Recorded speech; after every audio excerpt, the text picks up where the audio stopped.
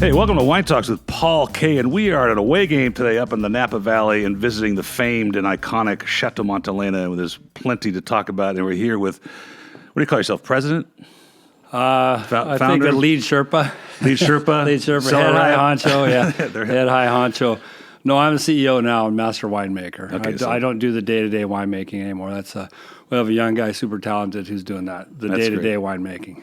So here with Bo Barrett, and boy, there's so much history between our families, really, which sort of, not the least of which is our surfing career and just living and growing up at Palos Verdes, and your father and my father tasting wine together and trying to learn together. So I want to kind of go back to that.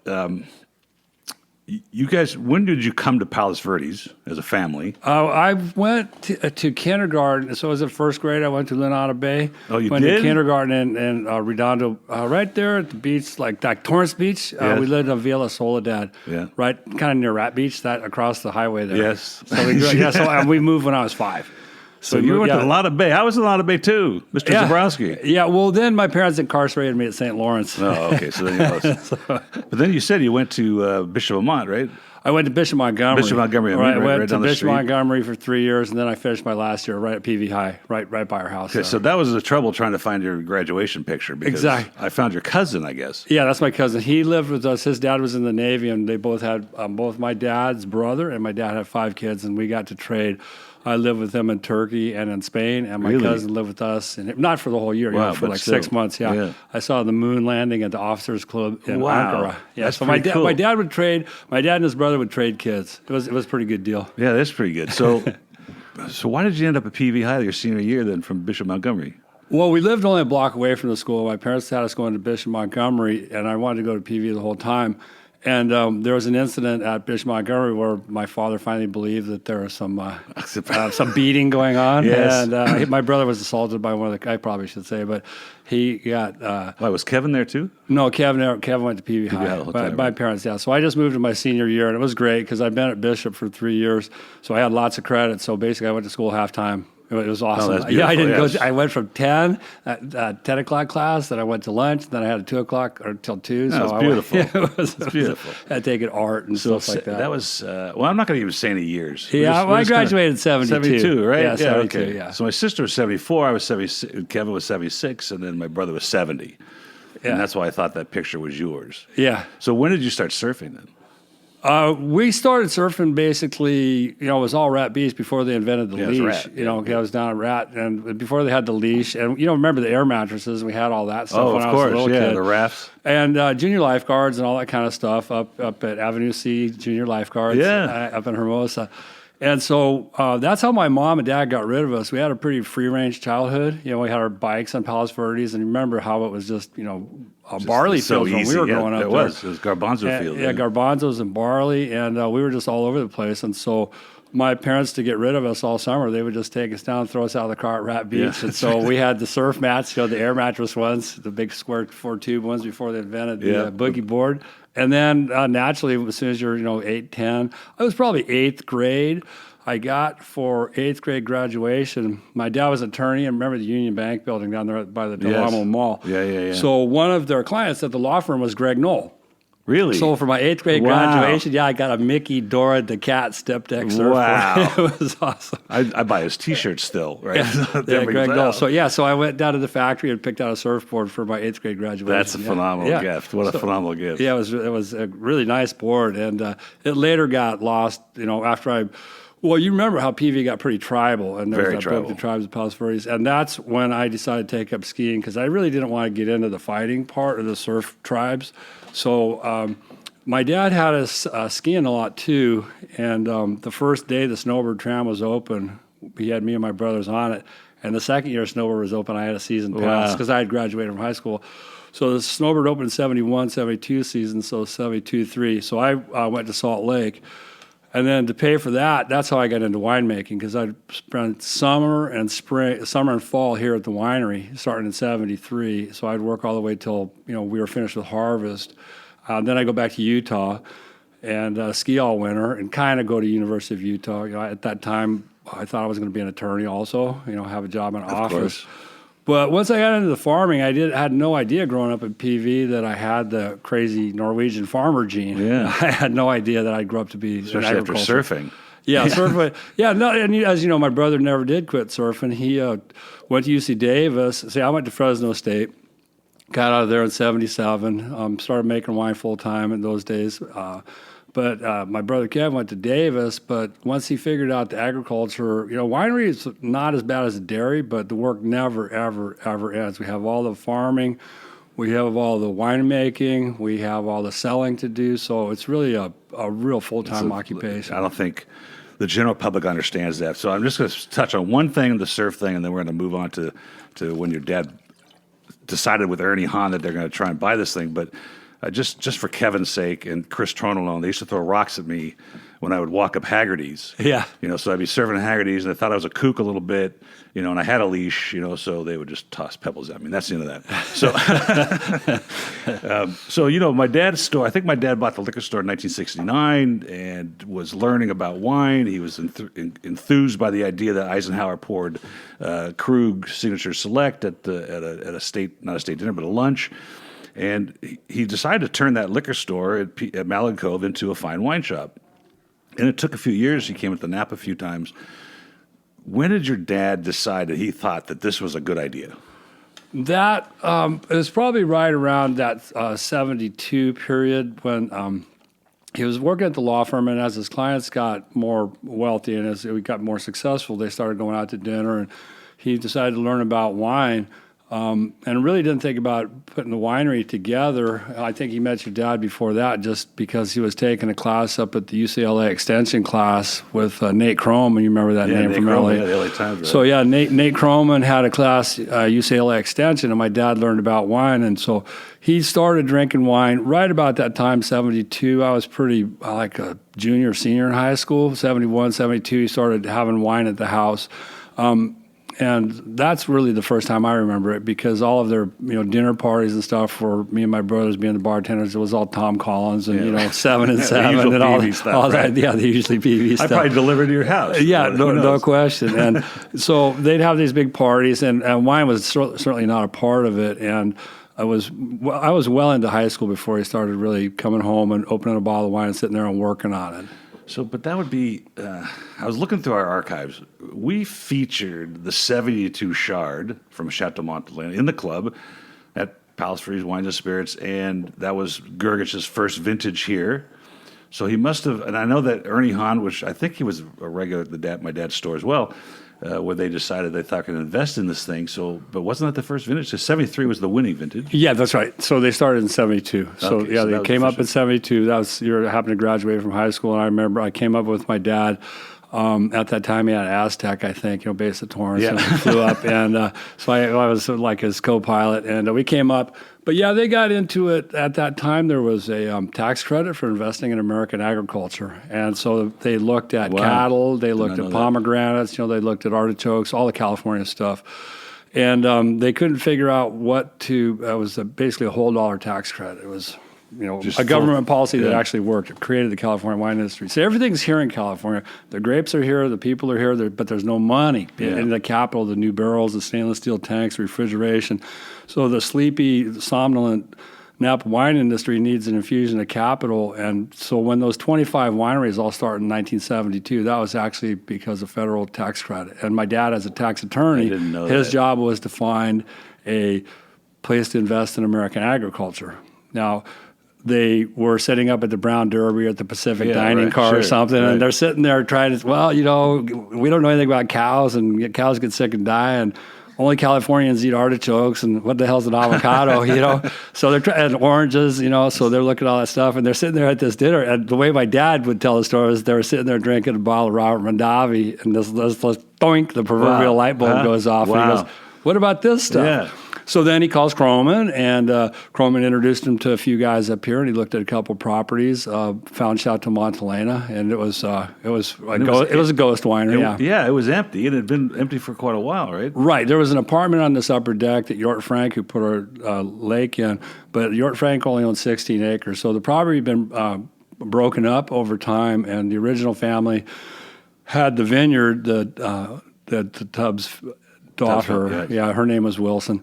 And so then the local businessman, Lee Passage, had put it together as a package. And we still have the ad from 1968, which they're trying to sell the Chateau. Wow. And it does not mention winery. It Wow, says really? corporate retreat, spa, hotel. It doesn't even say winery. That's how sleepy the Napa Valley was. Had it gotten, waylaid by the Prohibition? And was it making wine prior to that and then...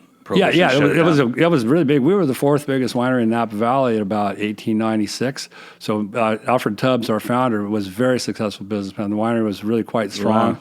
And did really good. We could go down the history hall in the tasting room. We have all the pictures from the one side of the hall has the pre-Prohibition Alfred Tubbs history, and we're the second family to run it. So the roof had collapsed in two places. There was a dirt floor down there. That's amazing. So they had sold the brand. One of the best stories about it, how great the industry was. One of the best families in the business is the Trinqueros. They own Sutter Home now. They took a little different path than we did, but they had our trademark. They had Chateau Montelena had been sold because when they had the foreclosure sale of Chateau Montelena, the trademarks got bought by a guy. It's down where Freemark Abbey is now.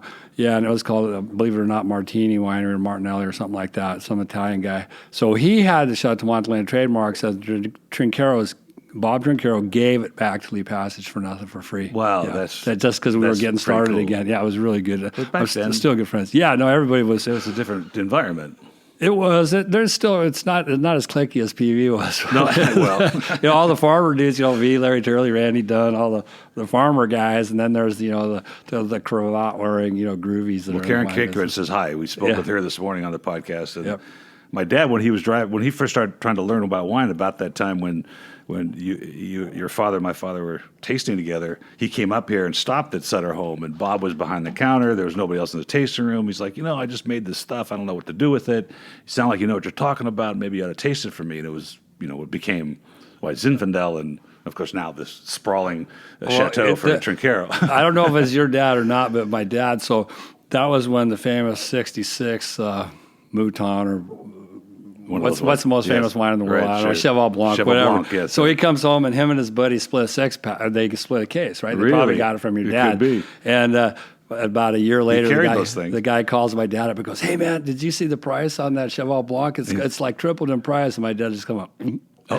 He had already finished it off. He had drunk already. Yeah. Actually, what's funny in the movie Sideways, where he complains about Merlot and that whole story, but at the end of the movie, he's tasting Cheval Blanc. He takes that 62 and pours it at the diner, which is 100% Merlot, right? Yeah. And so the higher irony of the movie is like, who cares? Well, so in Nate Kroman, I know that he came down to the Les Amis Devant tastings and sat with your dad or my dad, and when they tasted through a whole bunch of different things. Nate was quite a popular guy to help move the needle in wine education.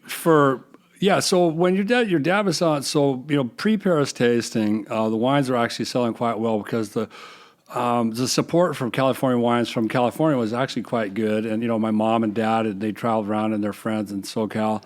And San Francisco, of course, every winery ever built after Prohibition, like Martini was the first one built in like 39, that had a tasting room. So, from the Bay Area, the knowledge that fine wines were being made in Napa Valley was pretty good. So our support, pre-Paris tasting was in the rest of the country where you couldn't sell wine, only good wine, Boston, New York, D.C., all that kind of stuff where we couldn't make market inroads. But California was always still happening. A good support. Yeah, no, California, for example, won the 73 won the Paris tasting in 76. We were long out, and we were actually going to raise the price like $1 a bottle to $7. Well, we were at $6.49 back then. And yeah, we were exactly. really sucking it dry at that point. I still have the liquor store dividers where I had to go through it. So we brought a bottle of wine to the counter, and I'd look for it. Chateau Montelena Riesling, it was $5.49 or whatever was the price. It's like, look at the prices, and you can't believe it, right? Yeah.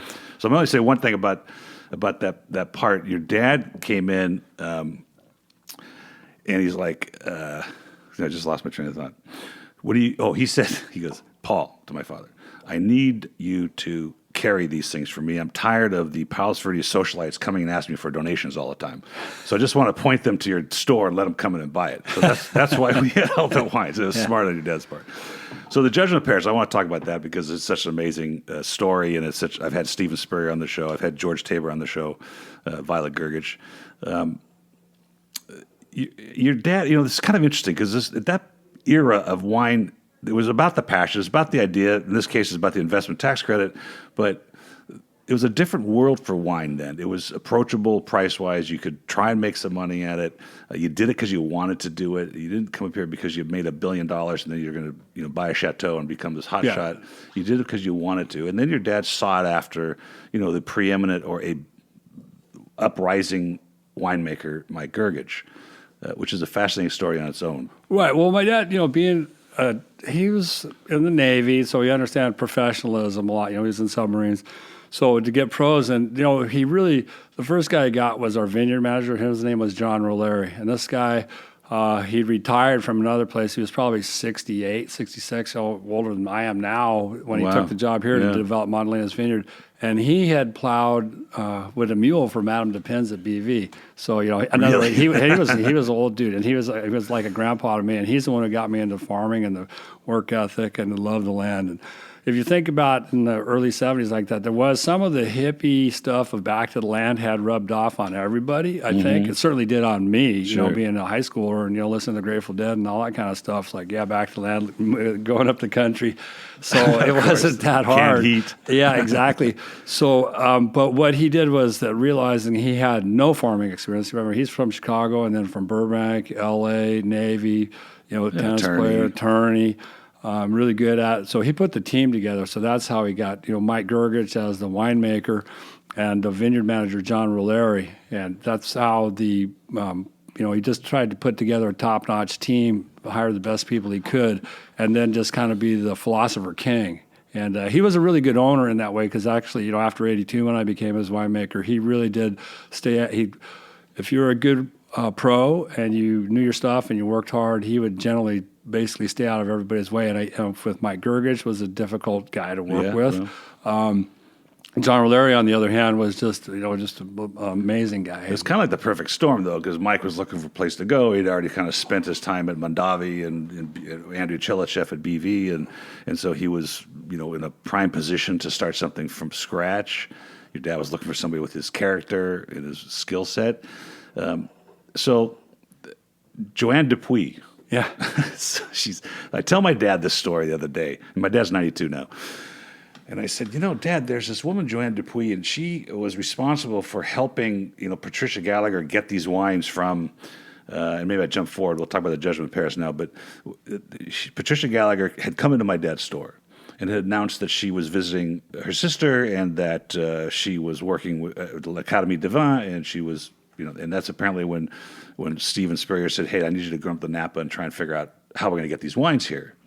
And then your father was going on a trip to Bordeaux, I think. Right, yeah. Joanne, if you circle back, Joanne Dupuy puts the trip together because there's Jim and Laura Barrett, Jack and Jamie Davies, John and Janet Trefethen, all these new, young, names. Beautiful people are coming to the Napa Valley. This is really early on. Seriously. And so Joanne, you know her, she's just the nicest person ever. So she gets Andre Telechev to lead this group, and Liz and Louis Martini go. And really? I didn't know that. Wow. Yeah, so Liz and Louis went, and a bunch of people. So you have the established Napa Valley old guard, extremely welcoming, like taking them on the tour of Bordeaux of how we're going to make Napa Valley great again, Right. And so that's the deal. So Phenomenal. all those names go, and it was really fun. For me, I was just my dad's driver at the time, and so when they were having the slideshow, it was pretty funny because everybody smoked in those days. Yeah. So I go out and I'm watching these guys, and one of the Mondavi boys, I think it was Peter, they stayed out of the business. He was a salmon fisher.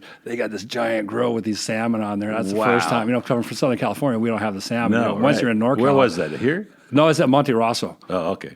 So it was up in the Martini's place. And so that's how that trip came together. So the American tour group of the young, new couples and some of the established old guard are all, heading on that trip to Europe that Joanne put together. Was it really tennis and wine? Is that what the thing was? I can't answer the tennis part, but I believe it was. Yeah. So I kind of jumped ahead because the idea of the Judgement of Paris, which we don't need to talk about because Stephen did, but here's this idea that they're going to taste off between the Bordeaux and the Cabs from Napa. They're going to taste off the white Burgundies to the California Shards.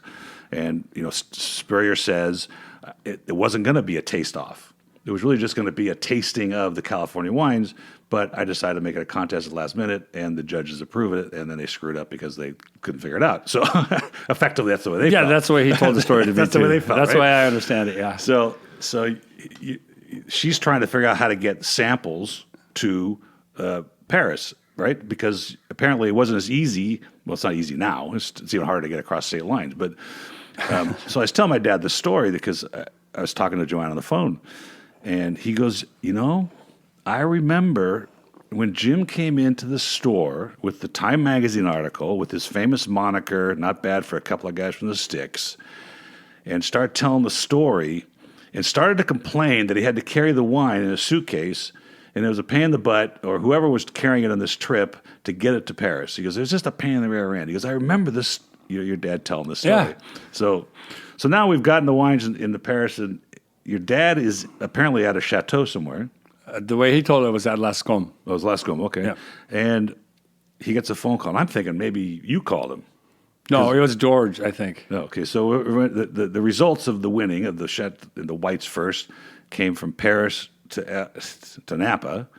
We got a telegram. You got a telegram. So, yeah, we'd have to ask George or go back and read the book, but I'm pretty sure George Tabor called him and asked him for the comment because the not bad for kids from the sticks was the quote from George as quoted him. So I believe that George Tabor tracked him. Well, anyway, it's pretty certain that George Tabor tracked him down at Chateau Lascombe.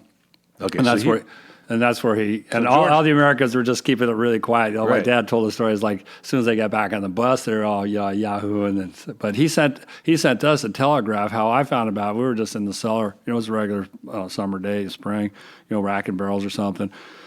The parking lot was gravel at the time, and Gergich is out there waiting. He's dancing around with his beret. We won. And we thought he'd gone around the bend. But, so then he came out and he told us that we won, and it was with his little Croatian accent. So it was because I was So you were here then. Yeah, I was that like 73. There was only 3 of us on the crush crew, so we had a hand bottling line. So I know my job on the 73, I was not the lowest pay grade guy. Oh, well, I ran. We all start. I crushed every grape. I crushed the grapes. I ran the stuff, and then the bottling line was handed. I was the filler guy. Oh, and my brother Mike was the corker guy, and actually Rome was the corker guy. My boss in the cellar. So Kevin never really got involved. He was pretty young. Kevin worked on the bottling line. There's a picture of me and Kev and Mike and Rome Steinecke, the 4 of us, all working on the hand bottling line. Because he brought a bottle of the state cab to our 40th. I hate to say it, but our 40th reunion. Kev was on the bottling line. We actually have the paycheck records from that week. From those months. Yeah, you can see who worked how many hours. Yeah. And, for the $2.25 an hour, $2.15.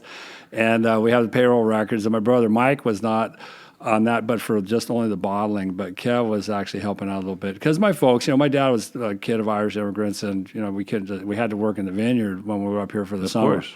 Yeah. How long did he work as an attorney into now this what is going to be an amazing career for this chateau? Well, we had to wait. It took a long time because we're planting the cab in 72 and 74, and the place was always designed to be a Cabernet house to make the estate cab. That was the original design, and as you remember, through the Parker years, we were kind of those guys, they make Chardonnay. Everybody had forgotten about that we made Chardonnay. We always made it a little bit, but. So what happened was it was not until we sold the 78, which was an 82. In those years, we used a 4-year cycle on the cab, and now it's like 40 months. It's just only a little bit shorter.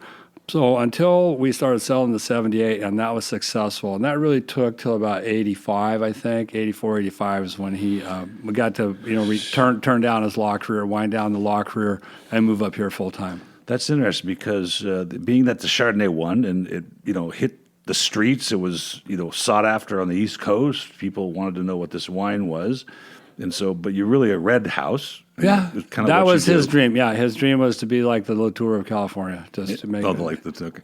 Yeah. So because you make Joe Berg and you make Sauvignon Blanc and you made. I think we featured like this. 73 or 74 in Johannesburg recently as well. Okay, well, let's go back to the original business plan because those are actually, sometimes when you get into emotional decisions, if you can turn it into arithmetic, they get easier. Yeah. Riesling is a 1-year wine. Chardonnay is a 2-year wine. That's true. Zinfandel is a 3-year wine, and Cabernet is a 4-year wine. So your money's going to go away at a prodigious rate. You got to plant the vineyard. You got to buy a tractor. You got to get stakes and drip tubes and all that stuff. Then you got to buy a crusher and a destemmer and a forklift and some barrels and some tanks and a refrigerator. Hire your kids at $225. Then you got to buy corks and bottles and a warehouse. And so your money's going away at a prodigious rate. So the fastest way to start earning some money is to get a one-year wine. So in 72, we made Riesling because that's a one-year wine. Yeah. And so you can, crush it in September, bottle it in March, and start selling it the very next summer. And then, so when those original product decisions were made, they were actually part of the business plan to establish this great Cabernet vineyard. And so that was calculated, thought out. This is how we're going to do it. We don't know anything about wine, but we figured that much out. Right, and the reason we still make them is because if you taste our Zinfandel, having a table wine Zinfandel rather than the big, massive Dry Creek style or the Larry Turley style. We make this like dinner wine style Zin, and we could grow, if we were only in it for the money, we'd grow nothing but Cabernet on this property. But why do we even screw around with Zinfandel Primitivo? Yeah. Well, Primitivo too. Yeah, wow. Well, Heidi differs with me on this. She thinks they're different, but I say the clone, the DNA is the same, and it walks like a duck, it swims like a duck, quacks like a duck. It's a duck. So yeah, we grow Primitivo, but sell Zinfandel. Don't tell that to the people in the tasting room. So that's how those four products. Yeah, so 48 years later, we make Riesling, Chardonnay, Cabernet, and Zin. When we leased the Takahashi property, it's a 35-year deal. We got the Sauv Blanc came with that, so that's tasting room. We have 4 acres of Sauv Blanc. So you just mentioned the life cycle of trying to do this, and so much of the public would generally think, I'm going to start a wine brand and make $1 million and retire, right? And it seems to be the other way around. Do you think that's even possible today, particularly in the Napa Valley, to say, I think I'm going to start this without a boatload of money and a ton of time? There's a few family wineries doing it, but there typically would be a grower like Steve Mathiasen or somebody like that. What's happened now is that you can rent space in wineries in the custom crush outfits, and so that way you don't have all the capital expenses. Like an AP. And going again, letting the tax tail wag the dog, you get to expense your stuff rather than capitalize it. So yeah, I think that if you're smart about it and you could get the grapes, but the problem in California now is just the regulatory burdens are insane. On the manufacturing side? Because I know the DTC side's a mess. But. As an employer, as a farmer, the environmental regulations. So I'd say that if I was going to take my $1 million and start a winery, I'd probably go to a more favorable business environment and maybe, where, like Texas. Montana or something, and make Concord or Texas. Texas. They make some nice Rhone varietals down there. They do. Yeah, you get the grapes in Lubbock and you sell them down in the road between San Antonio. Well, this. With Karen Cakebread, particularly today, she says, these people that come up here with their, they're surgeons or whatever they were, and they're asphalt contractors for the government. They made their billions of dollars, and they don't pay attention. They're not passionate about it. And there's something.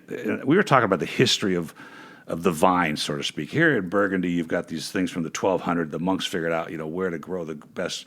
What's going to happen to the grapes, how deep the roots have to go, without any labs, without any technology. It's just quickly on phenolic ripeness and how the wine's going to turn out. And that's passion. Your dad had passion. Andrew Chelishev had passion. Mike Ergich had passion because it wasn't about trying to make a buck. No, it was about coming here. I remember one time, this is going back years and years, my dad was bragging to one of us, yeah, man, we made $1 million last year. And the guy goes, what? You screw around with those grapes and those barrels and the sales and the taxes for a lousy $1 million? But so some of the people that come up with the tycoons that come up, they're into the passion of the thing, like, Gerald, what's his name? Gerald from Devo. He's got it. Robert Kamen, he's got the passion. If you do learn to love the land, like we all do, yes. And work with your property, like you said, like the monks did. It's like you understand your land, you trust it trusts you, and you do the right thing. How terroir, they talk about it. Well, the hand of man and the decisions he makes is a magically critical component of the terroir. Yes. So there are a lot of the people that come up with crazy money and invest just to get chicks. Whatever, Well, but there's other guys. But there's other people that do truly believe in it. That they get the passion. It does get in your blood of why it is a passion thing. It's a lot like the people that fly airplanes or surf. It's a magic water planet, and those of us who work with the planet tend to respect it the most. That's an interesting point because, and I ask this question all the time, and there's no answer to the question. And the question is, why is it the grape? Of all the agricultural products, pineapples, you want to go to Hawaii and get a Maui Blanc out of pineapple. You don't have that ethereal experience that you get that when you taste this wine and you really experience that aha moment for wine. There's something about the grape that expresses not only the place but the time and the history of where it's grown. Right, and the hand of man, whether it's the Bible or Benjamin Franklin, those great quotes, the Benjamin Franklin, thank for the rain that falls on the ground and nurtures the vine, produces the wine that's proof that God loves us. Well, He wants to see us happy. I brought this up with Karen that Noah landed his ark on Mount Ararat in Armenia, and he planted the grapes. He became drunk, and that's the way the story goes. Yeah, so exactly. That's pretty good. Oh yeah, so everyone makes a lot. It could have been a dry boat ride. When was that time for you? When you decided this farming? Because I think one of the things that happens particularly now with the way the industry's changed in the marketing and digital marketing and email marketing and chatting and all the things you got to do now, texting. If you're not, if a winery who's in the direct-to-consumer world isn't texting soon, it's going to get buried. And I think with COVID, we found that a lot of wineries just weren't prepared, and they're relying on the foot traffic to get this done. What's going to happen with this next level of wine making and getting it to the consumer and how we're going to produce this? Have you guys put any thought into that? Oh yeah, we work on that all the time. It's you see that like Miss Mannix here, where we have plenty of the younger millennials working on our marketing side, because for decades our consumer group has been people, the boomers, our age and up, and as they age out, we got to get the next generation to get excited about wine. They're much more of omnivore. I'm sure your dad would say people that you go to a PV Country Club right now. There's people there that only drink Rambach Chardonnay. Yeah. That's all right. They want, that one wine. So they're super brand loyal. What we see now is with the next generation of consumers, they want quality, they want authenticity, they're willing to pay for the real thing. So that's what we focus on, is stay small, make sure we tell our message that our wines are very authentic, they're handcrafted, it's a labor of love and all that, rather than how cool is our tasting room and all that sexy stuff like you can have a lamb chop with your tasting. So what we do is we just stick to the basics here. That's really our plan, and to go to the next generation is really, we believe that our strength will be the authenticity and the dedication and the integrity, because with the brand loyal consumers, that was a great phase. And what's the question is what happened after the Robert Parker and the Wine Spectator era? Because if you recall, back in really from '86 through about 2000, if Robert Parker liked you or the Wine Spectator liked you, you were in business, you were gold. And if both of them liked you, you were really gold. That's right. And but what happened is Robert Parker winding down on his career, the Wine Spectator's becoming less forceful in the marketplace. They still sell a ton of wine. They still sell a ton of wine. When you get number one, the Wine Spectator, you're still golden. Right.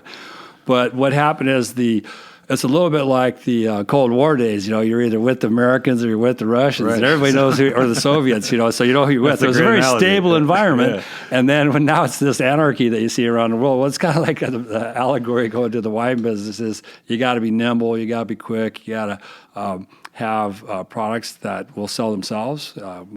Thinking about it's in the modern world, it's so difficult to sell one bottle of wine. But that bottle of wine has to sell the next one for you. That's right. And that's the trick, is just to put out amazing products. There's been a little stability in seeing this every day with, when the millennials started drinking, there was a huge issue in the wine world. What are they going to drink? Who are we going to get to them? How are we going to talk to them? What's going to happen? What are they drinking? They're drinking, craft beer. Now they're drinking, defined spirit, quality spirits. But I think you're right. I think that the brand loyalty and the story now, and with the advent of so much social, that you can tell the story, that you can get your message across. And I had this conversation every time because I have to put it out there. Our wine business in Napa, and even the French winemakers, are up against a lot of crap. I mean, you can get on Groupon and get 15 wines for $45. Yeah. It's junk, right? We have a guy who used to work, Matt Crafton, our winemaker. His brother is the logistics specialist. He went to work for MasterCard. You might know industrial thing. McMaster. Well, they are. So then he came up and helped us work on our logistics system here, and then he went to work and he developed the logistics for Naked Wines.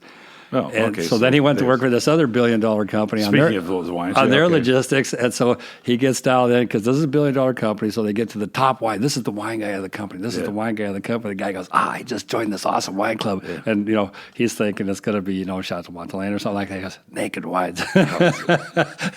And so there's still a lot of potential because you think about the Americans, what Prohibition did is that there were 3 generations drank only spirits or beer, right?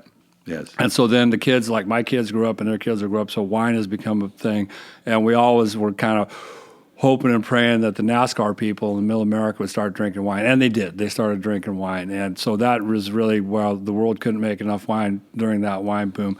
But as we go into the millennials, and they're going to keep drinking wine, and eventually they all have 3 kids and put on 40 pounds, and the doctor says you can't drink spirits anymore, and that's when we get them. We put on the COVID-19. We get them after they put on 30 or 40 pounds, and the doctor says, well, you can either lose some weight and start taking. What a plan! That's a great plan. So right? we typically get them when they're about 40.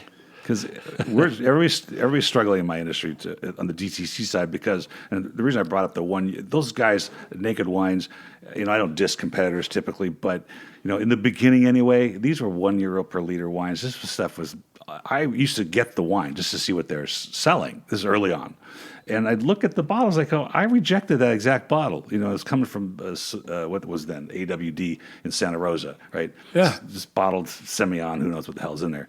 And I just look, I go, this stuff's no good. And people are getting it, that's not an experience. So to me, and it's getting back to what you're saying, wine is an experience. It should be an experience. I should be able to sit down with this glass of Cabernet from Chateau Montelena. But they got to start someplace. Tell the story, right? Yeah, but they got to start someplace. If you think about the greatness of the Sutter Home White Zin, the success of that, and then following that with the KJ Vintners Reserve Chardonnay, those entry-level wines, they gave us all the consumers eventually in the long run. So they might have started with and what happened with the Gallo Hardy Burgundy and stuff, that really never got people to go to cross. It was all just the paisans. That was just the same group of people that kept selling the same. Yes, right. But what happened with, if you think of the KJ Vintners Reserve, is like how many people started with those soft, low acid wines, because especially that generation that's a little bit older than us, where Americans really like sweet. You know how the British like salty and the French like fat. And the Americans really like sweet. And so having those Chardonnays, like Ron Bauer is a great example. It's like giving the people what they want, having those low acid, really quite sweet, quite soft Chardonnays.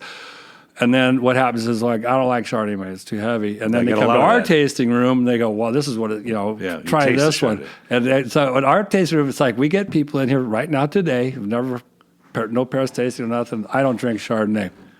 And the Ron Bauer killers. And they're sitting there, they got their glass, and they go, look, an eagle. And they look away, and they put some Chardonnay, and they go, oh, this is really nice. Yeah, that's really funny. So, it's leaner and brighter, and Ron Bauer. Yeah, so that style of Chardonnay, but that was extremely difficult to sell. I think in the 80s, 90s, when we were really a red wine house, where Robert Parker really loved us, and Steve Tanzer and Wine Spectator, all those ones were, rooting for us through around 2007, something like that. We always made the Chardonnay. It was 2000 that we had to decide whether to reinvest in it because our prime grower was getting ready to quit and his vineyard needed to be replanted. And so we had to decide whether we're going to it came to a point where we almost stopped making the famous Chardonnay because in 2000 it was very difficult to sell because of the success and the scalability of those ML plus barrel fermented high oak, high sugar Chardonnays were really dominating the market, so much so that our style of Chardonnay was really quite unpopular. So we we talked about not making so it, interesting. But then my dad and I, we sat down and said, well, we got this franchise with the Paris tasting. Chardonnay is a great product. We love drinking it.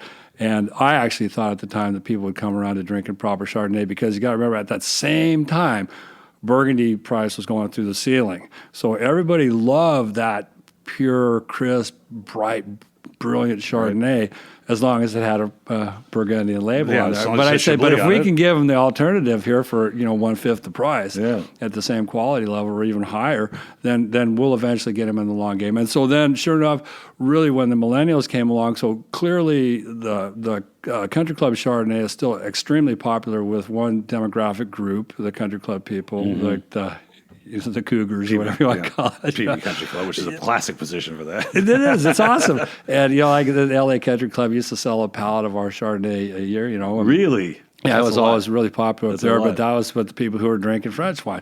So that's basically the, kind of the brief history of it. You think that Taste of Paris in 1976 took a little while for that traction to hit and the popularity for California wines to become, like George Tabor will tell you, well, it would have happened in 5 to 10 years anyway. And I'm like, well, but we wouldn't be having this conversation. So I don't necessarily agree with all that completely. But do you think that story's ready to tell again? I mean, Bottle Shock came out, the movie's not a great representation of what happened. And the book is an excellent tome of it. Do you think that this time now, and how much of your business is really based on that story? In other words, people come, oh, yeah, I saw the movie. Oh, yeah, can you take me on the Bottle Shock tour and all that? It's significant. I'd probably say of the visitors here, it's probably in the 15 to 20% range. So it's not a ton. But it's still significant. It's not, but I'm thinking 60%. Mike and Violet have really focused on that, on their thing here. Yes. But really, that was about Chardonnay, and we're really all about Cabernet here. So we have a much broader and bigger story. Like that was that time, that was that wine. So we tend to do it every 10 years. So we celebrate it. So the 40th anniversary of the Paris tasting was a big deal for us. Other people want to do it on the 45th or the 46th. Stag's Leap clearly wants to do it, but they're owned by Altria now. Sure. And, if that's all you got, but we've had a lot of successes with our Cabernet and wines over the years too. So we're so extremely grateful for it, but it's not our sole story that we tell here. I just when we were talking about millennials and telling the story and trying to get behind these brands and let people know that there's more to it than just some label. Like one of the stories I tell is this: I tasted a Saturday Night Live Beaujolais. Okay? It was real Beaujolais. It was from France. Yeah. And it was awful. I mean, but if somebody bought it because they're SNL devotee, they're going to be going, ugh, this stuff's like not very good, right? So that's not a story. The story's here at places like Chateau Montelena and your father's history. That's why we're relying on people like you to get the word. Yeah, keep spreading the Bible. So I got 2 more subjects, then we'll wrap this up because we're getting on here for 45 minutes. But organic and biodynamic, is this something that you're doing, that you want to do, or do you think you're just part of? I mean, well, we've always been on the sustainable side. The thing about biodynamic, it's really a religion, not a farming practice. Yes. And that's the thing about biodynamic. What I like about biodynamic is that it makes people farm like we do, that they respect the land and they take care of their plants a lot better, and they take care of their soil primarily. But I never knew any other way. That's the way we're doing it. And to say we're sustainable, and the thing about certified organic, and this is a true story, we make our own compost. Yeah. So you make the compost, and in the compost you put in wood chips for a carbon source. You put in all the byproducts from the wine, the grape skin, seeds, pulp, stems, all that stuff, pumice. And then you put in manure for the nitrogen source, and then you cook it for a year. So so if you're certified organic, that means certified organic. All that means is you do the paperwork. Right. So you do the paperwork. So what do you need to make certified organic compost? You need the paperwork for certified organic chicken shit, and I won't do the chicken shit paperwork, so we're not certified organic. Yeah, But the other thing about it is too. So let's just say you have an insect coming into your property. We had the European grapevine moth, a great example. It's a Lepidoptera, right? The biodynamic and the organic pesticide you use is Bacillus thuringiensis. It's a broadband insecticide that kills lots and lots and lots of kinds of hard shell and soft shell insects. so it kills a lot. There's a lot of bykill on it, or bycatch, whatever you term you want. But if you spray a Lepidoptera-specific insecticide, what's best for all the biota? Everybody living in the vineyard, what's best? You got an invasive species, a moth. Should you kill all the bugs out there or just the moth? Again, so that's the same thing as being a holistic, sustainable farmer, I think is actually better. So our policy on our farming has always take the highest road you possibly can.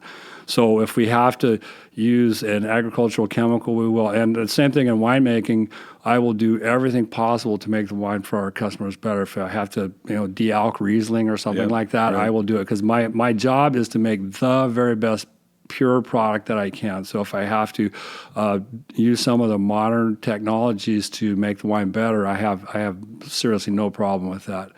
So it is on the farming, but the farming is like, I grew up in that vineyard. My kids, my dogs, now my grandchildren are up there. I don't use anything out there. It's all organic sulfur, and we dust and all that good stuff.